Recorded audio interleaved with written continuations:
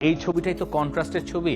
Diego Simeone ঝাপসা হয়ে আছেন, ওপাশে রিয়াল সোসিয়েদাদ উদযাপন করছে কোপা দেল রে জেতার পরে, এবং সব কথা নিশ্চয়ই সোসিয়েদাদকে নিয়ে হচ্ছে, অথবা ডিয়েগো সিমিওনের দল কি করে এইবার চ্যাম্পিয়ন্স লিগের সেমিফাইনালে উঠে মাত্র কিছুদিন আগে বার্সেলোনাকে বিদায় করে দিয়ে কোপা দেল রের শিরোপাটাই জিততে পারল না সেভিলের মাঠে। তাই নিয়ে তো কথা হওয়া স্বাভাবিক, এবং ফাইনালে তার দলের যে দুর্দশা সেটা আরো একবার ফুটে উঠেছে। মানে টাই ব্রেকার ভাগ্য যেন কোনোভাবেই তার পক্ষে যায় না।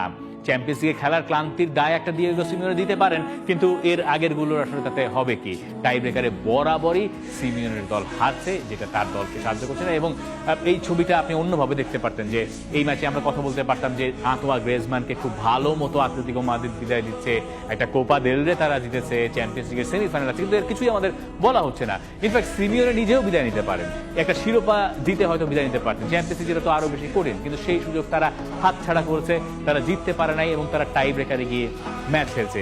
কিন্তু এসবের ফাঁকে সোসিয়েদাদের কথাটা বোধহয় আমরা অনেক সময় এড়িয়ে যাই, বা এড়িয়ে যেতে হয়। ছোট দলের কথা লোকে বলেন কি করে, কিন্তু এমন একজনের কথা না বলে আর কোনো উপায় নাই। পেলেগ্রিনো মাতারাজ্জো, ইতালিয়ান বংশোদ্ভূত আমেরিকান কোচ, যিনি রিয়াল সোসিয়েদাদকে এই কোপা দেল রের শিরোপাটা জিতিয়েছেন, এবং তার স্টোরিটা সম্ভবত আজকে আমরা যতগুলো গল্প বলবো তার ভিতরে সবচেয়ে বেশি ইন্সপায়ারিং, সেটা বাংলাদেশের কনটেক্সটেও অনেক বেশি প্রাসঙ্গিক। গল্পের শুরু তার ছেলেবেলা থেকে। তিনি বড় হয়েছেন ওই দেশেই, মানে ইউএসএতে, এবং তার বাবা মা ছিলেন ইতালিয়ান, নেপলসের অধিবাসী। তার দাদা দাদি ওখানেই থাকতেন। তার মনে সবসময় ফুটবলার হওয়ার ইচ্ছাটাই ছিল, যে তিনি ফুটবল খেলবেন, কারণ ওখানকার ইতালিয়ান বংশোদ্ভূত যারা আছে তারা প্রথম খেলা হিসেবে ফুটবলটাকেই সাধারণত বেছে নেন। আমেরিকাতে ফুটবল যতই জনপ্রিয় হোক বা না হোক, তিনি চিন্তা করেন তিনি ফুটবল খেলবেন, এবং তিনি ওই খেলা দিয়েই আইভি লিগের ইউনিভার্সিটি অফ কলম্বিয়াতে সুযোগ পেয়েছিলেন পড়ার জন্য। সেখানে তিনি পড়েছেন যেন তেন কোনো সাবজেক্ট নয়, অ্যাপ্লাইড ম্যাথমেটিক্স, এবং পড়ার সময়ও তার মাথায় ওই ভূত ছিল যে তাকে পেশাদার ফুটবলার হতে হবে। তিনি ফুটবলার হওয়ার নেশায় চলে গিয়েছিলেন ইতালিতে, মানে যেটা তার আদি পুরুষের বাড়ি। সেখানে গিয়ে তিনি তার দাদা বাড়িতে, যেটা আবার একটা চূড়ার ওপরে, পাহাড়ের ওপরে, সেখানে ছিলেন কিছুদিন, কারণ তাকে কথা দেওয়া হয়েছিল যে ইতালির 3rd ডিভিশন বা 4th ডিভিশনের ক্লাবগুলো তার ট্রায়াল নেবে। ট্রায়াল তিনি নিতে গেলেন, সেই ট্রায়ালে তাকে নেওয়া হলো না।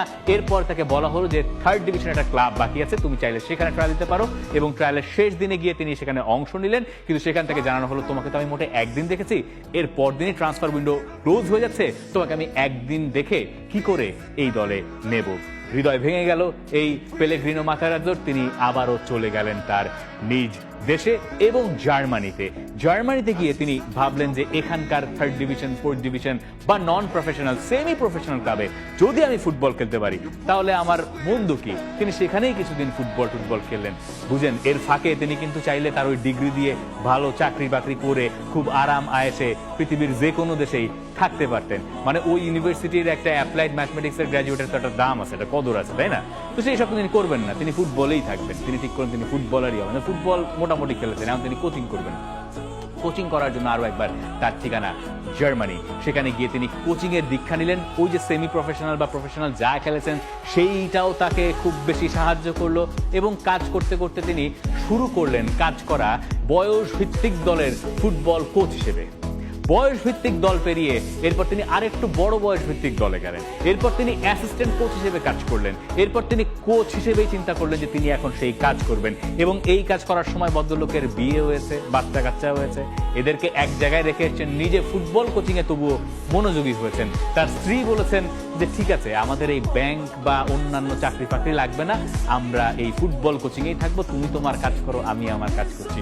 ভদ্রলোক পরে গিয়ে ঠিক কোচে পরিণত হয়েছেন, এবং এই সিজনের মাঝামাঝি সময় রিয়াল সোসিয়েদাদ যখন রেলিগেশন জোনের আশপাশে ঘোরাফেরা করছে, তখন তারা চিন্তা করলো তারা একজন কোচ নতুন করে নিয়োগ দেবে, এবং সেই কোচ হচ্ছেন এই পেলেগ্রিনো মাতারাজ্জো, যিনি এই রিয়াল সোসিয়েদাদকে ফাইনালি কোপা দেল রের শিরোপা জেতালেন, যেটা সোসিয়েদাদ তাদের নিজের ইতিহাসে জিতেছে মোটে 4 বার। কই সিমিওনের গল্প আর কই উনার গল্প। সিমিওনের একটা ব্যাপক প্লেইং ব্যাকগ্রাউন্ড আছে, জৌলুস তার ভেতরে ভরা। আর্জেন্টিনা ন্যাশনাল টিমে খেলেছেন, ইন্টার মিলানে খেলেছেন, আতলেতিকো মাদ্রিদে খেলেছেন। সেই কোচকে টপকে ফাইনালি তার গল্পের শেষটা হয়েছে মধুর। মানে তার গল্প যদি এখানেও শেষ হয়ে যায়, তবুও তো লোকে বলবেন যে একেই বলে গল্প, এটাই জীবনের গল্প, এবং এই গল্পই আমাদের ইন্সপায়ার করে বলে আমরা হয়তো সবকিছু নিয়ে, সবকিছুর বাইরে গিয়ে ফুটবল নিয়ে কথা বলি বা বলতে চাই। হয়তো এমন স্বপ্ন আমাদের সবার সত্যি হয় না, কিন্তু দিন শেষে এই গল্পগুলোর জন্যই ফুটবল বেঁচে থাকে এবং ফুটবল সমর্থকেরা জেগে থাকেন। কিন্তু সোসিয়েদাদের গল্প আরো ইন্টারেস্টিং।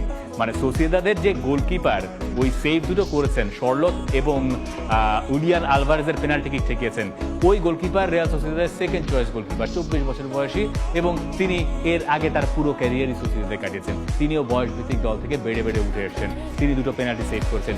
আবার শেষ স্পট কিকটায় যেটা থেকে গোল করে পাবলো মারিন এই সোসিয়েদাদকে জিতিয়েছেন কোপা দেল রের শিরোপাটা, সেই পাবলো মারিন বল বয় ছিলেন সোসিয়েদাদের। এখন বল বয় থাকা এমন আহামরি কোনো ঘটনা না, কারণ বয়সভিত্তিক দলের ফুটবলাররা নিয়মিতই বল বয় দায়িত্ব পালন করেন এইসব ম্যাচে, কারণ ওটা একটা ভাইটাল রোল আছে। জোসে মরিনো হয়তো তার সঙ্গে একমত হবেন আমার সঙ্গে। এই বল বয় শেষ পর্যন্ত এই দলকে শিরোপা জিতিয়েছেন। আর শিরোপা জেতে ক্যাপ্টেনের নাম কি? মিকেল ওয়াইয়ারথাবাল, যিনি নিজে ফাইনাল পান তো গোলই করেন। সেটা স্পেনের হয়ে করেন, সেটা তার ক্লাবের হয়েও করেন। ইনফ্যাক্ট 2021 সালে সোসিয়েদাদ যখন এই শিরোপা সবশেষ জিতেছে, তখনও ওয়াইয়ারথাবাল গোল করেছিলেন।